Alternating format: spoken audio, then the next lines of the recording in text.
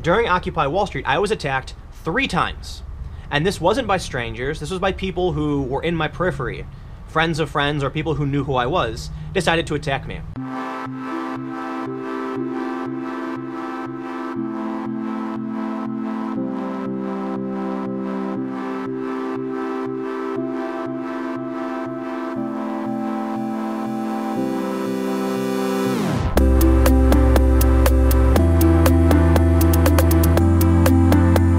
I'm currently on my way back up to New York from DC.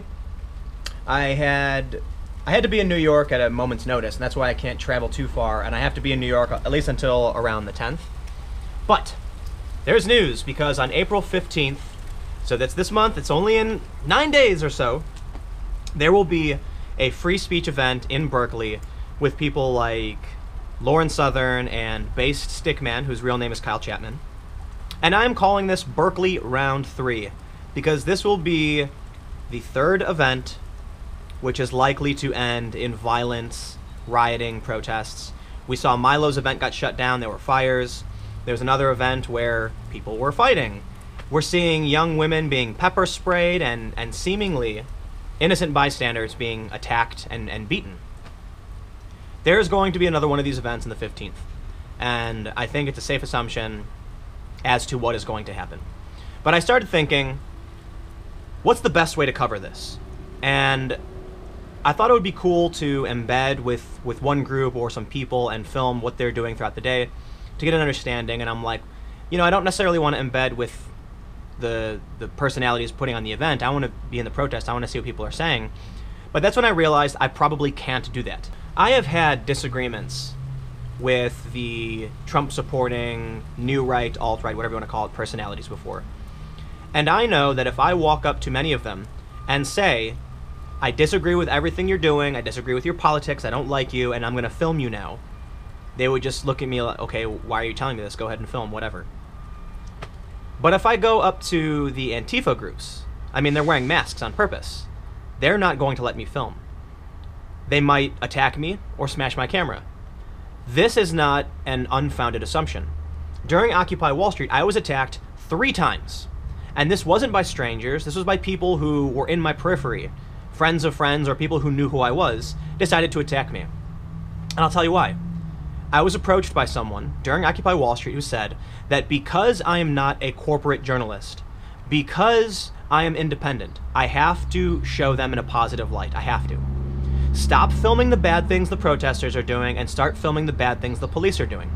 Well, I said, no, I'm going to film whatever happens, and then people can decide for themselves. Whatever I see is what I see. It is what it is. And then I was told that if I don't do what they want, they will stop me. And sure enough, I was attacked 3 times.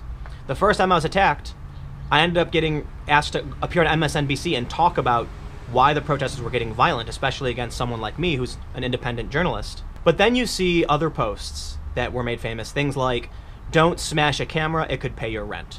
And this was on a forum for activists saying that by taking a journalist's camera and selling it, you can get some money out of it. We know that black bloc protesters at Antifa don't like cameras.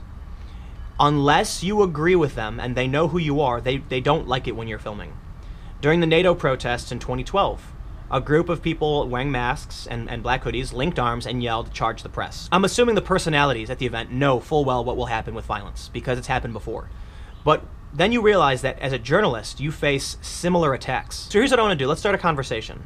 If you are someone who thinks that blocking a camera, or taking a camera, or to a more extreme degree, smashing a camera, is okay, comment below and let me know why you think that.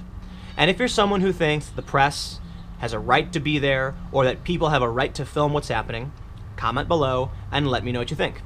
I want to know why people think it's okay to obstruct information, and why some people are pushing for freedom of information. But I will clarify, look, I'm a journalist, I'm a filmmaker, I make videos, so naturally you know where I stand on this. I believe I should have a right to film. I didn't get into this because I wanted to be a journalist. I got into this because my friends who are hackers, we all believe that people have a right to information so that they can make the correct decision on how the world should be. And while many of my friends were working to create Wi-Fi connections and dial-up internet for activists, I decided to go on the ground and actually just start producing information so that people will know what's happening. So it became strange to me when over the past few years, many hackers started aligning more with right-wing personalities than the left, because free speech and free information is paramount to a lot of their ideologies. And now we're seeing the left focus more on silencing hate speech and being against free speech.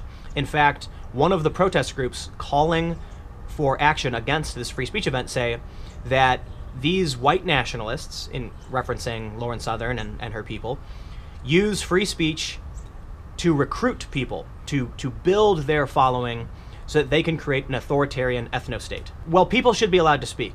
And if an idea is good, people should hear it. And if an idea is bad, people should hear it. And then people should decide for themselves. That's where I stand on this. But let me know what you think. Do you disagree? Do you think that there should be some group that is allowed to control what information people are allowed to hear? We see countries like Sweden very terrified to put out information because it might make people racist.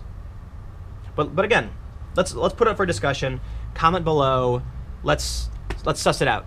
So I will be flying out to Berkeley for this event to cover it, and I guess we'll see what happens. So thank you all so much for watching. Click the like button.